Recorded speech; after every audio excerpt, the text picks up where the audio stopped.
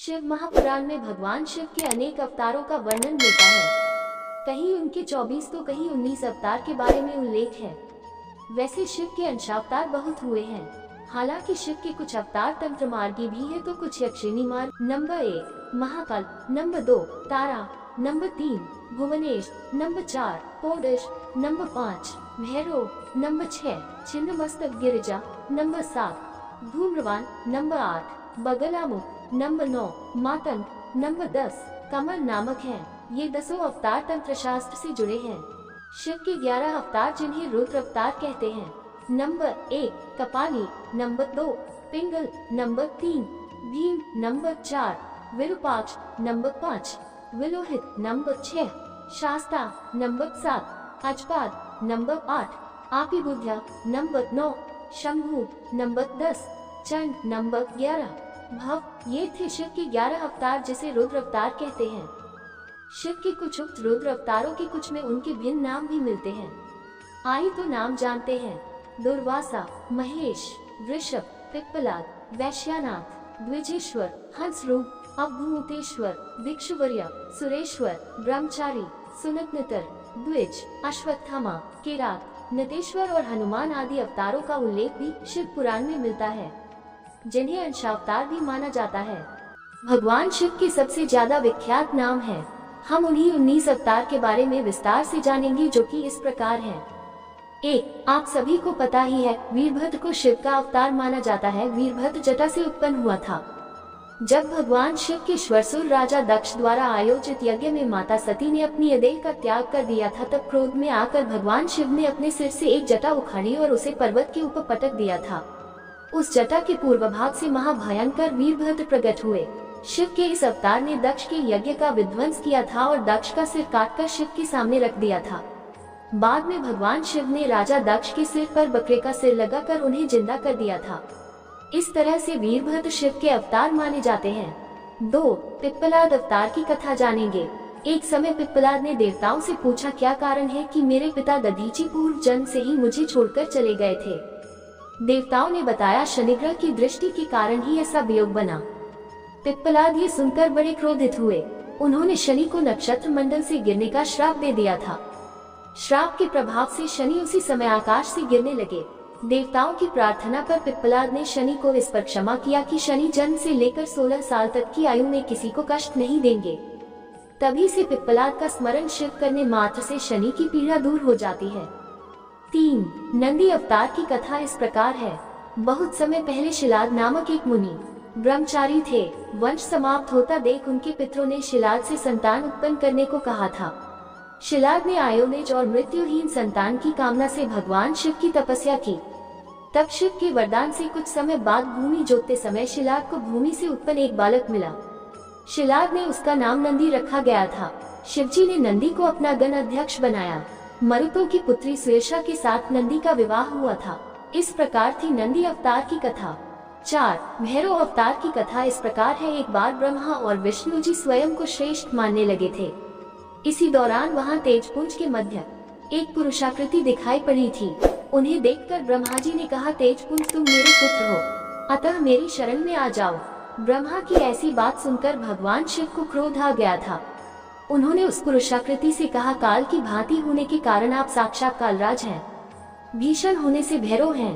भगवान शंकर से इन वरों को प्राप्त कर काल भैरव ने अपनी अंगुली के नाखून से ब्रह्मा के 5वें सिर को काट दिया था।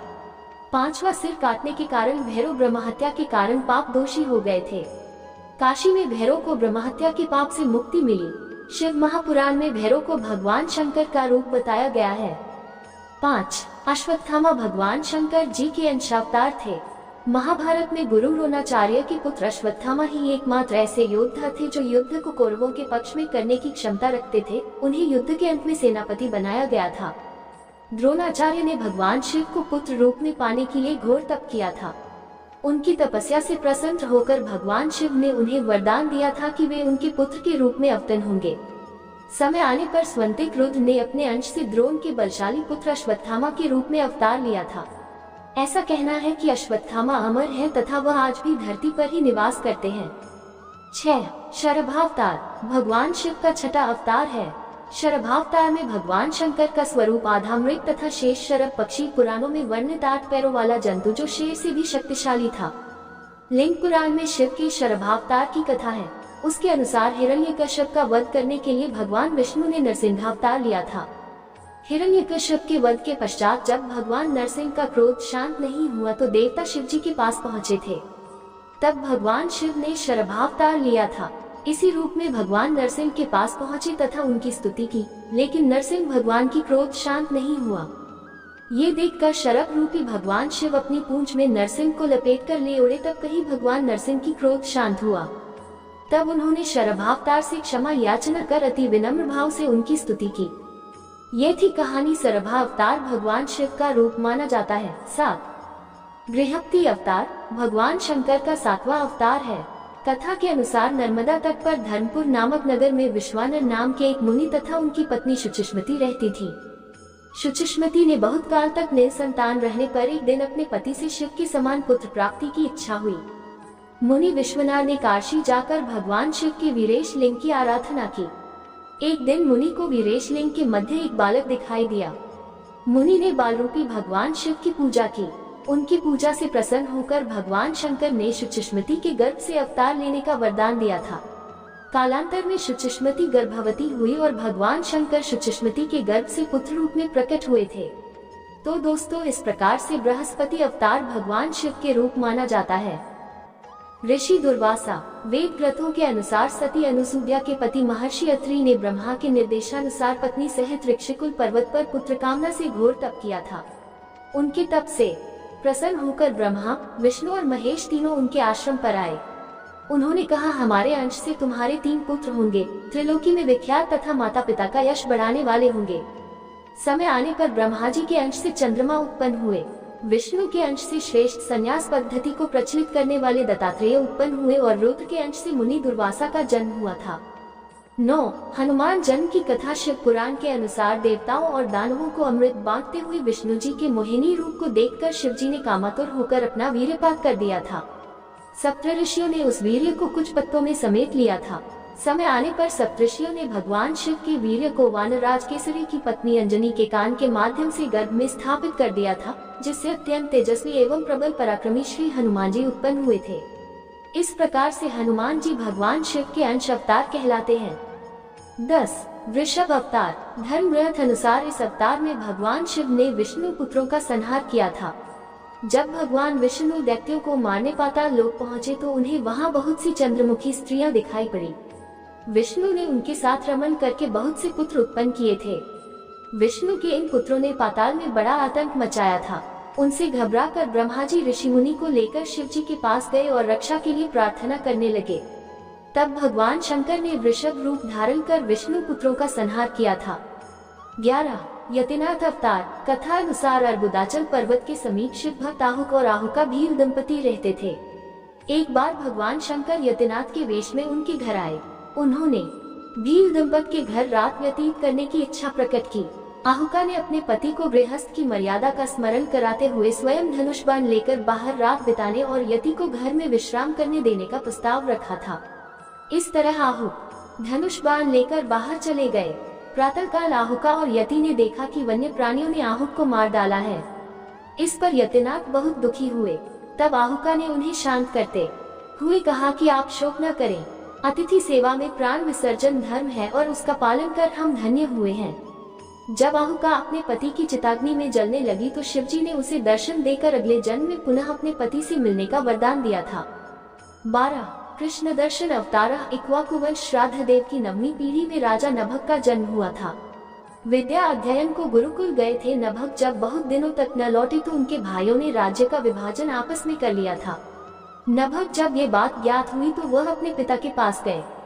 पिता ने नभग से कहा कि वह यज्ञ परायण ब्राह्मणों के मोह को दूर करते हुए उनके यज्ञ को संपन्न करके उनके धन को प्राप्त करे। तब नभग ने यज्ञ भूमि में पहुंचकर वैश्य देव के स्पष्ट उच्चारण द्वारा यज्ञ संपन्न कराया था। अंगारिक ब्राह्मण यज्ञ अवशिष्ट धन नभग को देकर स्वर्ग चले गए थे। उसी समय शिवजी कृष्ण दर्शन रूप में प्रकट होकर बोले कि यज्ञ के अवशिष्ट धन पर तो उनका अधिकार है। विवाद होने पर कृष्ण दर्शन रूपी शिवजी ने उसे अपने पिता से ही निर्णय कराने को कहा। नभग के पूछने पर श्राद्ध देव ने कहा वह पुरुष शंकर भगवान है। यज्ञ में अवशिष्ट वस्तु उन्हीं की है। पिता की बातों को मानकर नभग ने शिव जी की स्तुति की। भगवान शिव ने इस अवतार में यज्ञ आदि धार्मिक कार्यों के महत्व को बताया गया है। 13 अवधूत अवतार। भगवान शंकर ने अवधूत अवतार लेकर इंद्र के अहंकार को चूर किया था। एक समय बृहस्पति और अन्य देवताओं को साथ लेकर इंद्र शंकर के दर्शन के लिए कैलाश पर्वत पर पहुँचे। इंद्र की परीक्षा लेने के लिए शंकर जी ने अवधूत रूप धारण कर उनका मार्ग रोक लिया था।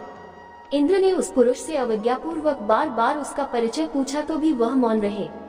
इस पर क्रोध होकर इंद्र ने ज्यों ही अवधूत पर प्रहार करने के लिए वज्र छूना चाहा तो उनका हाथ स्तंभित हो गया।